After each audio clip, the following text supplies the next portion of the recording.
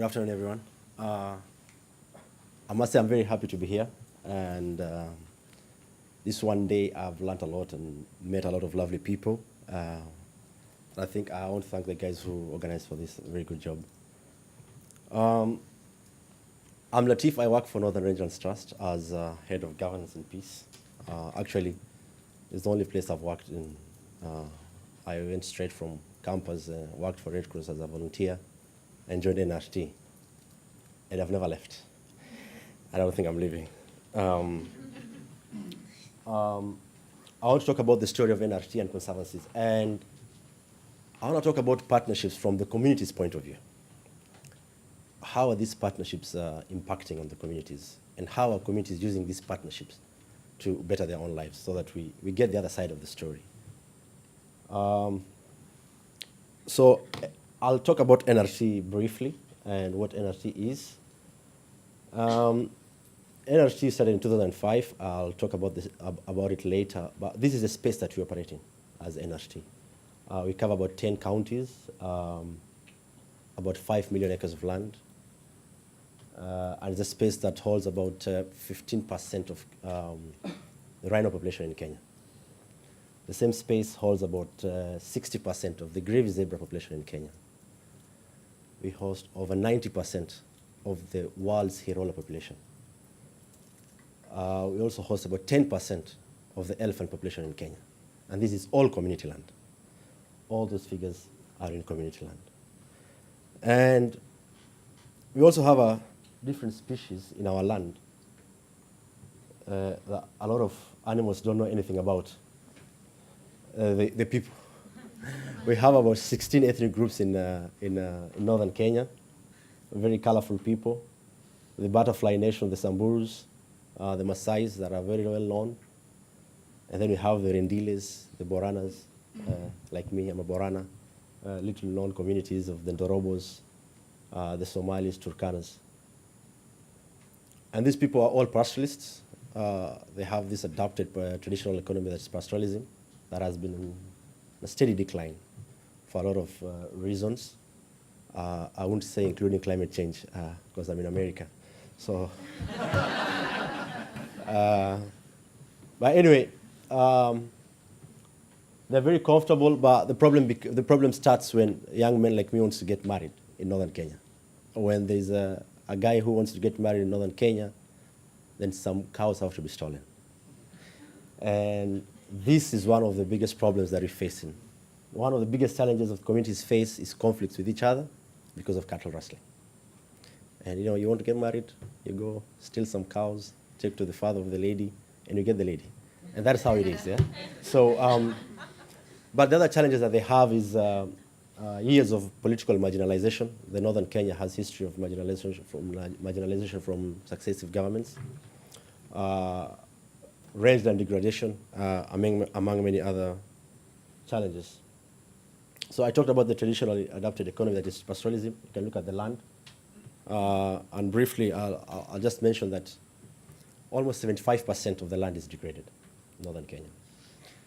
And in fact, 10% of the erosion occurred in the last 10 years. But it's an optimism summit. I want to tell you a story of people trying to change all that, of people trying to overcome challenges through partnerships, and people driving this process so that it's not driven by NRT, it's not driven by other organizations, big organizations, but it's driven by the people themselves. So where did this all start? It all started in a very special conservancy, and a lot of people who are close to that conservancy, Lewa, are present here. So Lewa experimented with the idea of community conservancies in the 1990s in northern Kenya. They supported two conservancies, one called in Ngoisi in Laikipia, and another one called Namnyak in Samburu. So based on the model that Lewa is right now, they supported those communities and they really did well. They started tourism. And people noticed that these Samburus and Maasais from these two conservancies do not move anywhere. They're able to take care of their livestock throughout the year within their land. But the rest of the people moved. Every 3 months you had to move to look for grass. You had to move because of conflict. But these two people never moved. And so they started asking questions. Why are you not moving? what's going on in your land? And people realized, oh, well, these guys have a plan. Oh, these guys have some structure that is governing natural resource management, that is governing sharing of resources. So they all went to Lewa and said, hey, we want to start something like this. So it became 3, it became 4, 5, 6, 7, and Lewa was overwhelmed. Lewa was a private organization at that time, and it couldn't handle the pressure of demand. And so Lewa worked with those conservancies that was existing at that time to form what is now NRT in 2005. So NRT started in 2005. Some conservancies are older than 20 years at that time. And NRT, from 2 conservancies in 1995, we've grown to about 33 conservancies, covering a total of 5 million acres. And you can see the pictures from northern Kenya all the way to some conservancies down at the coast. And why conservancies? Why start conservancies? Well, conservancies, the community have come together with partners to build institutions. The communities in northern Kenya have their own systems, but have eroded. The elders, the Moran system. How do we now build those institutions? And the main goal here is to gain the best from the past using modern tools. So things like accountability, doing AGMs, people don't know those things, audits. So we try to bring those things into their system of governance that is led by elders, but we try to improve participation of women and youth. And that's really the core of what I do, try to build governance, trying to build those institutional structures within community conservancies. And very important, as I mentioned, all the challenges is conflict. Through these structures that have been created, through these youth councils, through these boards of conservancies, what we've been able to do, or what the conservancies have been able to do, is to create a platform where they dialogue, where they are able to solve conflict, where if someone wants to get married, they decide, kindly find some cow somewhere else, and they have that platform to discuss this.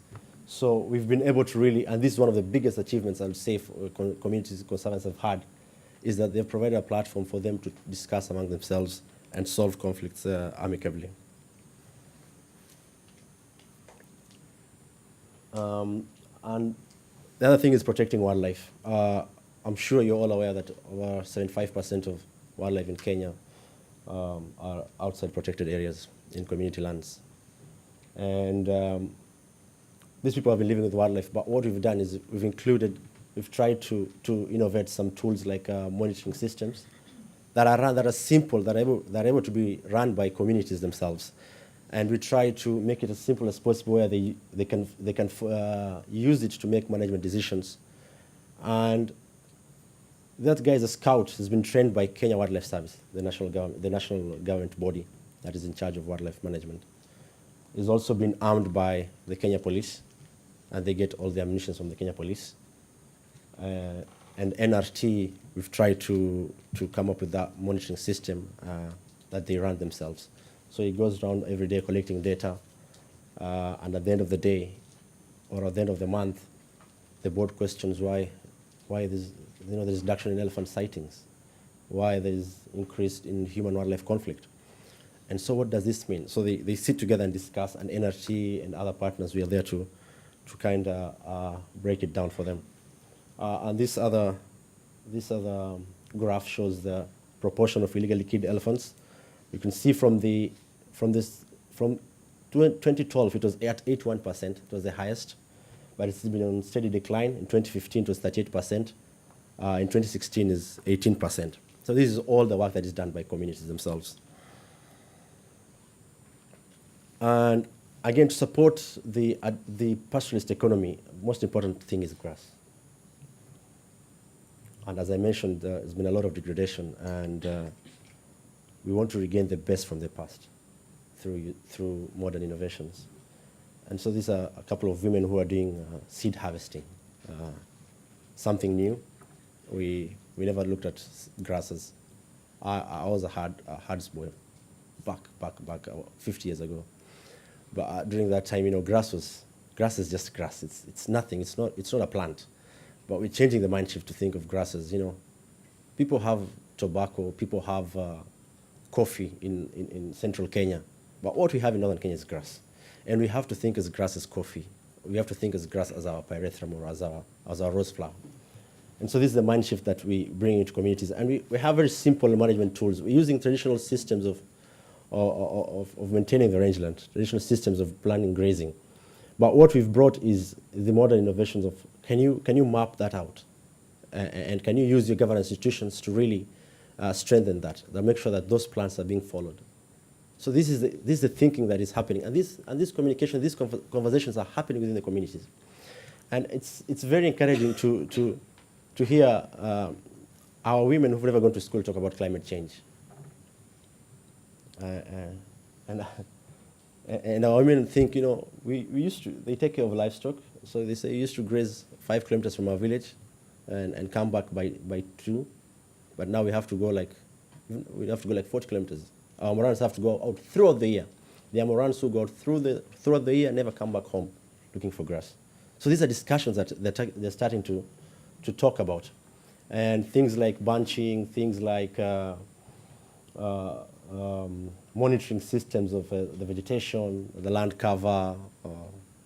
And we've partnered with various organizations, including ILRI. ILRI is bringing the science part of it on board. We have the Impala Research Institute, the Severy Institute here of Holistic Management. We also have Grievy Zebra Trust, which is an organization in northern Kenya that's the lead on rangeland management. So these are the partnerships that communities are using to get the information and make management decisions on their land. This is one of the community projects that was done on healing the land. And it's just a demonstration site to show on this picture, this lager, we call it a lager.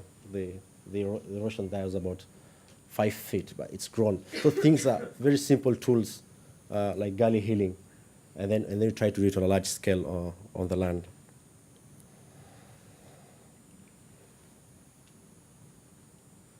Another important thing is how do communities have given up their land to do conservation, and so what's in it for them? How do they then break even? So a very, very big part of what NRT does is to grow community income. And there are various streams of community income that is in northern Kenya. Biggest is tourism. And if you look at the figures, tourism has been growing. It slightly dropped in 2015, but averagely it's been on the rise. But if you look at the national index, it's been on a slump. So the conservancies are doing something different from what the governments are doing, and we're not sure what we are doing differently, but at least the guys who visit us know what's happening there. But another stream that is really coming up is livestock sales. We have a program called Livestock to Market Program, which is really what the Morans, or the youth, we call them Morans, know how to do well. So instead of bringing new ideas, we're trying to promote what they do well and try to bring money out of it. And why do all this? And what's the beauty of all this? The beauty of all this is that this is our land, and we live in this land, and it affects everyone. But if the communities are not able to do this themselves, we'll always create a syndrome that conservation has to be run by people from outside. And I just want to say that conservation will work if it's owned by the people. They own the land. They know the land better than anyone else. They just need a partner who comes on board and tries to, facilitate, bring some new innovations, but that a system that is adapted to their way of life, not introducing new things, trying to bring a system that's adaptable to their way of life, but ultimately improving their livelihoods. So that is the vision of NRT, having conservancies, community conservancies that transform life through securing peace, through conservation, and through growing their enterprise. And what we have in the end is we transform lives and secure a future for wildlife in a connected landscape. Large tracts of land where there's beautiful people and this beautiful wildlife. Thank you.